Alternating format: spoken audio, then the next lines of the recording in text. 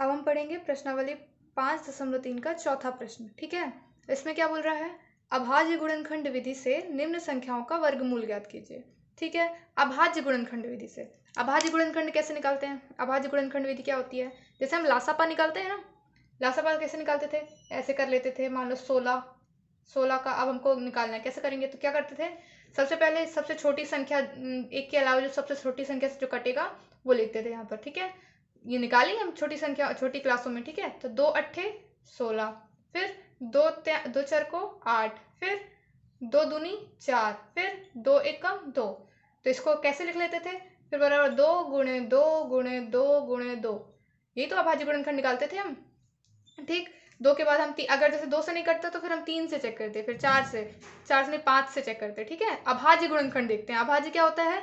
अभाज्य गुणनखंड क्या होता है? जो स्वयं और एक के बिना, एक के अलावा किसी से ना कटे। अभाज्य संख्याएं क्या होता है? अभाज्य संख्याएं क्या होती हैं? जो संख्याएं एक एवं स्वयं के अलावा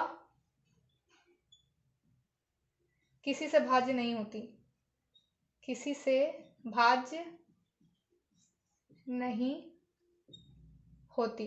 ठीक है, उन्हें अभाज्य संख्या कहते हैं। मतलब 2 अभाज्य है, क्यों? क्योंकि 2 का सिर्फ कितने गुणनखंड है? सिर्फ 2 गुणनखंड है। कौन कौन से? 2 और 1। एक तो स्वयं है और एक है, प्रश्न इसमें हमने परिभाषा में पढ़ा। इसी तरह 3 का क्या गुणनखंड हो सकता है? 1 और 3, ये स्वयं है और 1 है। इसी तरह अभाज्य गुणनखंड वही होते हैं जिनका स्वयं और 1 के अलावा कोई गुणनखंड ना हो। ठीक है, अब इस प्रश्न को हल करते हैं। कैसे हल करेंगे? देखो 729 है, इसको अभाज्य गुणनखंड विधि से हल करना है। ठीक है, तो कैसे करेंगे? अब हमको, क्योंकि हमको निकालना है इसका, क्या निकालना है इसका, हम करनी निकालनी है, तो पहले क्या निकाल लेंगे? हल कर लेते हैं 729 को।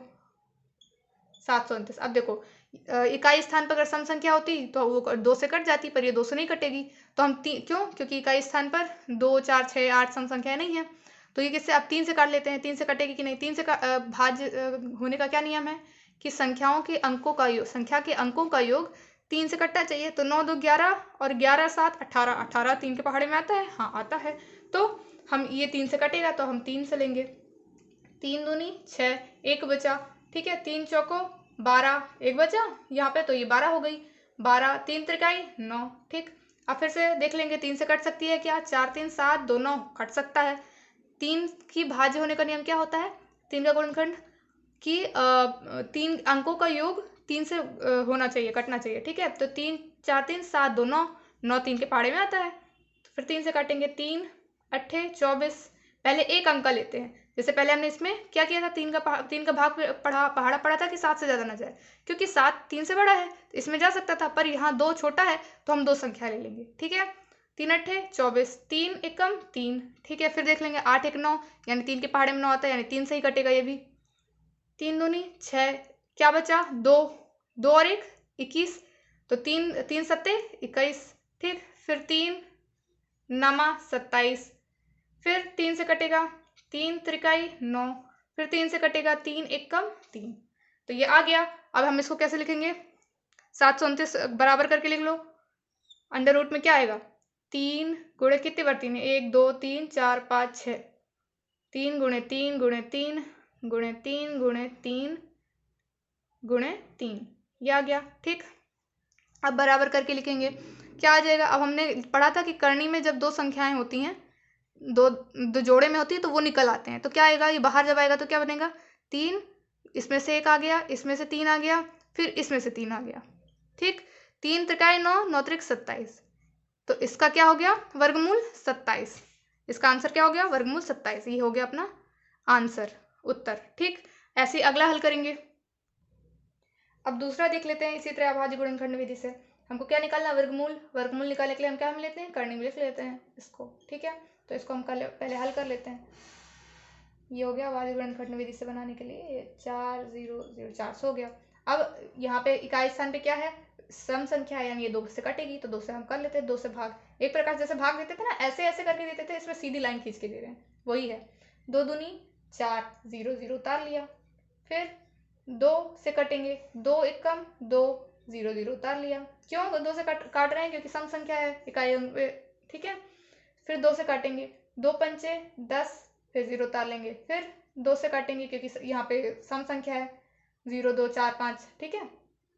तो 2 दूनी 4, क्यों 2 दूनी 4, 1 बचा, 1 इधर बचा तो क्या हो गया, ये 10 हो गया मिलके, 2 पंचे 10, ठीक। फिर अब 25 किससे कटेगा? किसी भी संख्या के स्थान पर अगर 5 होता है तो 5 या 0 तो क्या कहे से कटता है? वो 5 से कट सकता है, तो हम 5 से करेंगे। सबसे पहले सबसे छोटी संख्या से काटते हैं, ठीक है। फिर अगर छोटी संख्या से नहीं कटता है तो फिर बड़ी संख्या से काटते हैं उससे, ठीक है। तो 5 बचे 25, फिर 5 से काटेंगे, 5 एकम 5 आ गया। अब यहाँ पे इसको लिख लो। कैसे लिखेंगे? ऐसे करनी कर लिया, फिर 2 गुणे कितनी बार 2 है? 3 4 बार 2 है, 2 गुणे 2 गुणे 2 गुणे 2, करनी में ही रहेगा ये, गुणे 5 गुणे 5, ठीक है। ये थोड़ा और जगह कम है, देख के कर लेना, ठीक है। फिर अब इसको हम कर लेते हैं गुणनखंड में से, हमको हमेशा जोड़े से निकालते हैं। अगर युग्म में होता है तो एक एक निकाल लेते हैं। तो इसमें 2 हैं तो इसमें से 1 आ गया, तो इसमें से भी 2 1 आ गया, ठीक है। फिर इसमें से भी 1 आ गया, तो क्या हो गया इसका गुणनखंड? 2 दूनी 4 पंचे 20, इसका गुणनखंड हो गया 20 उत्तर, ठीक है। अब अगला करेंगे। अगला क्या है? तीसरा नंबर क्या है? तीसरा नंबर है 1764, ठीक है, 1764। अब इसे कैसे करेंगे? करने में लिख लो पहले इसको, 1764, ठीक। तो अब हम इसको यहाँ पे इसका फिर से अभाज्य गुणनखंड विधि से निकाल लेते हैं, ठीक। 1764 कहाँ से कटेगा? 2 से। सबसे छोटी संख्या अभाज्य संख्या क्या होती है? 2। तो अभाज्य गुणनखंड यानी अभाज्य सबसे छोटी संख्या क्या होती है अभाज्य की? 2। 2 से काटेंगे, क्यों? क्योंकि यहाँ पे इकाई स्थान पर सम संख्या है। 2 अट्ठे 16, 1 बचा, 1 के आगे 6 होगा तो कितना हो जाएगा? 16, फिर 2 अट्ठे 16, फिर 2 दूनी 4, ठीक है। फिर 2 से काटेंगे, 2 4 को 8, 2 4 को 8, 2 1 कम 2, ठीक। अब क्या हो रहा है देखो, अब देखना है कि यहाँ पे तो विषम संख्या आ गई, यानी ये 2 से नहीं कटेगा। तो अब हम 3 से चेक कर लेते हैं, क्योंकि 3 भी अभाज्य है। तो 3 4 4 8 1 9, 9 3 से कटता है, तो ठीक है। फिर हम 3 से काट लेंगे, 3 3 एकम 3, 1 बचा, 3 चौको 12, 2 बचा, 2 और 1, 2 और 1 हो जाएगा तो क्या 21, 3 सत्ते 21, ठीक। फिर अब फिर से चेक कर लो अभी किससे कटेगा। 1 4 4 1 5 और 7 5 12, 12 3 के पहाड़े में आता है, यानी फिर से 3 से कटेगा। 3 चौको 12, जैसे भाग देते हैं ना वही तो करते हैं, 3 चौको 12, तो कितना बचा यहाँ पर? 2 2 और ये आगे का 7 था, क्या मिलके हो गया? 27। तो अब 3 नमा 27, ठीक है। फिर ये किससे कटे? अब 3 से नहीं कटेगा। अब देखो, अब 3 से, क्योंकि विभाजिता का नियम क्या होता है कि अंकों का योग 3 से भाज्य होना चाहिए। तो 9 और 4 कितना होता है? 13, 13 3 से नहीं कटता, क्योंकि 13 3 के पहाड़े में नहीं आता। तो ये और किससे कट सकता है? 5 से नहीं कट सकता, क्योंकि इकाई स्थान पर 5 या 0 नहीं है। तो कहाँ से कटेगा फिर अभाज्य संख्या कौन सी है? 7, हाँ 7 से कटेगा। 7 सत्ते 49, 7 फिर से 7 से कटेगा, 7 एकम 7, ये आ गया। अब इसको लिख लो, कितना आया? 2 गुणे 2 गुणे 3 गुणे 3 गुणे 7 गुणे 7 करने के अंदर। अब ये करने से बाहर आता है तो क्या होता है? एक एक निकल आता है, इनमें से एक एक निकल आएगा। तो 2 इधर से 1 आया 3, फिर इधर से 1 आया 7, 2 3 6, 6 सत्ते 42, तो इसका क्या गुणनखंड हो गया? 42 वर्गमूल। इसका वर्गमूल क्या हो गया? 42, ठीक है। अब अगला करेंगे। अब देखो चौथा नंबर है 4096। अब इसको हम निकाल लेते हैं। कैसे लिख सकते हैं इसको? वर्गमूल ज्ञात करने के लिए करनी में लिख सकते हैं, ठीक है। अब हम इसको निकाल लेंगे 4096 को अभाज्य गुणनखंड विधि से। इसको अभाज्य गुणनखंड विधि इसलिए कहते हैं क्योंकि ये अभाज्य संख्याओं से ही कटती है, ठीक है। हम अभाज्य संख्या ही ले सकते हैं। सबसे छोटी अभाज्य संख्या 2 होती है, तो पहले 2 से कटती है। 2 से पहले चेक कर लेते हैं, तो 6 है, यानी 2 से कटेगा इकाई स्थान पर, ठीक है। 2 दूनी 4, 0 है तो 0 वैसे उतार दिया। फिर काहे से 9 कटता है? नहीं कटता। 2 4 को 8, 2 का पहाड़ा पड़ेंगे, 9 से ज़्यादा ना जाए, तो 2 4 को 8, 1 बचा, 1 और आगे क्या है? 6, तो 2 अट्ठे 16, ठीक है। अब फिर से देख लेंगे, सम संख्या है यानी फिर से 2 से कटेगा, ठीक। तो 2 एकम 2, 0 को वैसे उतार लेते हैं। फिर 2 दूनी 4, ठीक है। फिर 2 4 को 8, फिर 2 से कटेगा क्योंकि सम है, 2 पंचे 10, 2 क्यों हमने 10 लिया, एक में क्यों नहीं, क्योंकि 2 का पहाड़ा एक में तो नहीं जाएगा ना। फिर 2 पंचे 10, 2 एक कम 2, 2 दूनी 4, ठीक। फिर 2 से काटेंगे, 2 2 दूनी 4, एक बचा, एक और एक 11 हो गया, तो 2 पंचे 10, फिर एक बचा तो एक और 2 12, 2 छंग 12, ठीक है। फिर 2 से करेंगे, 2 एक कम 2, फिर 2 दूनी 4, क्योंकि 2 3 6 होता ज़्यादा हो जाता, 2 दूनी 4, कितना बचा, एक। जो बचता है वो आगे वाली संख्या के आगे लिख जाता है धारे में, एक और 6 हो जाता है, एक इससे बचा था, 6 इधर हो गया, 2 अट्ठे 16, ठीक। फिर एकदम भाग जैसा होता है, ठीक है। फिर 2 से काट लेंगे, 2 छंग 12, 2 चौको 8, ठीक। फिर 2 से काट लेंगे तो 2 त्याई 2 त्याई 6, 2 दूनी 4, फिर 2 से कट सकता है, 2 एक कम 2, एक बचा तो एक, फिर आगे क्या था 2, 2 छंग 12 हो गया, ठीक है, कट गया ये भी। फिर 2 से कट सकता है, हाँ कट सकता है बिल्कुल, 2 अट्ठे 16, ठीक। फिर 2 से कट सकता है, बिल्कुल कट सकता है, 2 चार को 8, फिर 2 से कट सकता है, बिल्कुल कट सकता है, 2 दूनी 4, फिर 2 से कट सकता है, बिल्कुल कट सकता है, 2 एक का 2, ठीक है। अब इसको लिख लो, इसको लिख लेंगे तो कैसे लिखाएगा ये करनी में, क्योंकि जगह कम है तो तुम लोग अपने हिसाब से लिखना, ठीक है। कितनी बार 2 आया है, 1 2 3 4 5 6 7 8 9 10 11 12, 12 बार 2 आया है। 2 गुणे 2 गुणे 2 गुणे 2 गुणे 2 गुणे 2 गुणे 2 गुणे 2 गुणे 2, 1 2 3 4 5 6 7 8 9, करनी में ही रहेगा ये, 9 10 11 12, ठीक है। इसी के आगे है क्योंकि जगह कम थी तो मैंने यहाँ पे कर दिया, 1 2 3 4 5 6 7 8 9 10 11 12। तो यहाँ से क्या होगा, हम जोड़े जोड़े में से निकाल लेंगे, क्योंकि हम करने के बाहर जोड़ जोड़ से निकालते हैं, तो 6 बार आ जाएगा, 12 का आधा 6, 2 गुणे 2 गुणे 2 गुणे 2 गुणे 2 गुणे 2, ठीक। अब इसको कर लो गुणा, कितना आएगा, 2 दूनी 4 दूनी 8 दूनी 16 दूनी 32 दूनी 64, ये आ गया उत्तर 64। इसका वर्गमूल 4096 का 64, ठीक है, उत्तर है ये, और कोई संख्या मत समझ लेना, ठीक है, ये उत्तर है।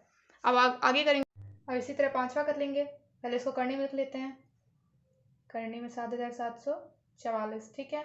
अब इसको हम निकालते हैं, कैसे निकालेंगे, वापस से वही अभाज्य गुणनखंड विधि के लिए, जैसे भाग देते हैं ना वैसे ये भी होती है गुणनखंड विधि भी, अभाज्य गुणनखंड वाली, ठीक है। अब यहाँ पे इसमें सम है तो 2 से कटेगा, 2 त्याई 6, एक बचा, एक और आगे की क्या थी 7, तो 17 हुआ, 2 अट्ठे 16, फिर से एक बचा इसमें से, तो ये आगे वाले में चला जाएगा, तो 1 और 4 हो जाएगा तो 14 हो जाएगा, 2 सत्ते 14, फिर खत्म हो गया, अब 2 दूनी 4, ठीक। अब ऐसे ही फिर से करेंगे, 2 एकम 2, एक बचा, 1 और 8 18, 2 नाम 18, फिर 2 त्याई 6, एक बचा, तो 1 और 2 12, 2 छंग 12, अब फिर से 2 से करेंगे, 2 अट्ठे 16, 2 नाम 18, 2 नाम 18, एक बचा, 1 और 3 हो गया, 1 और 3 हो गया, तो अब 2 छंग 12, एक बचेगा इसमें से, इसमें हो जाएगा तो क्या हो जाएगा, 1 और 6, 2 अट्ठे 16, फिर से कट गया, ठीक। अब इसी तरह अगला देखेंगे, 2 चार को 8, एक बचा, 2 अट्ठे 16, फिर 8, 2 चार को 8, फिर से सामने 2 से कटेगा, 2 दूनी 4, 2 चको 8, 2 दूनी 4, फिर से 2 है सामने, फिर से 2 से कटेगा, 2 एक कम 2 एक कम 2, 2 एक कम 2, 2 दूनी 4, 2 एक कम 2। अब ये किससे कटेगा, देखो अंकों का 2 से तो नहीं कटेगा क्योंकि यहाँ पे 1 है, 2 3 1 4, 4 योग हो रहा है, 3 से भी नहीं कटेगा, फिर किससे कट सकता है, और किससे, 5 से कटेगा नहीं, 7 से कटेगा क्या देख लेते हैं, 7 दूनी 14, 7 एकम 7, 8 9 10 11 12, 7 से भी नहीं कटेगा, फिर किससे कटेगा, 9 से कट सकता है क्या, 3 से नहीं कटा तो 9 से कैसे कटेगा, ठीक है। फिर 11 से कट सकता है क्या, हाँ 11 से कट सकता है, कैसे कटेगा, 11 और 11 की विभाज्यता का नियम भी होता है, ये जो एक छोड़कर एक है ना, इसको जोड़ देते हैं, फिर जो बीच वाले रहते हैं दोनों को घटा देते हैं, तो या तो 0 आना चाहिए या तो 11 का कोई गुणनखंड आना चाहिए, तो कट जाता है 11 से, तो कर लेते हैं, 11 एकम 11, ठीक, एक बचा, 11 एकम 11, ठीक, फिर 11 एकम 11, ठीक। अब इसको लिख लो, इसको बड़े से जगह में लिख लेते हैं, ठीक है। तो कैसे आएगा, इसके बाद डायरेक्ट ये लिखना, ठीक है। करनी में 1 2 3 4 5 6, 2 गुणे 2 गुणे 2 गुणे 2 गुणे 2 गुणे 2, 3 3 6 बार 2 आ गया। फिर आगे गुणे 11, ठीक। अब जोड़ा जोड़ा से निकाल लेंगे, 1 2 3, ठीक है। 2 इससे आया, इससे भी 2 आया, इससे भी 2 आया और इससे 11 आया, ठीक। 11 अब करो, 2 दूनी 4, 4 दूनी 8, 8 एकम 8, 8 एकम 8, 88। ये हो गया आंसर, ये आंसर लिखा है, ठीक है। ठीक, 88 उत्तर आ गया हमारा। अब हम अगला करते हैं।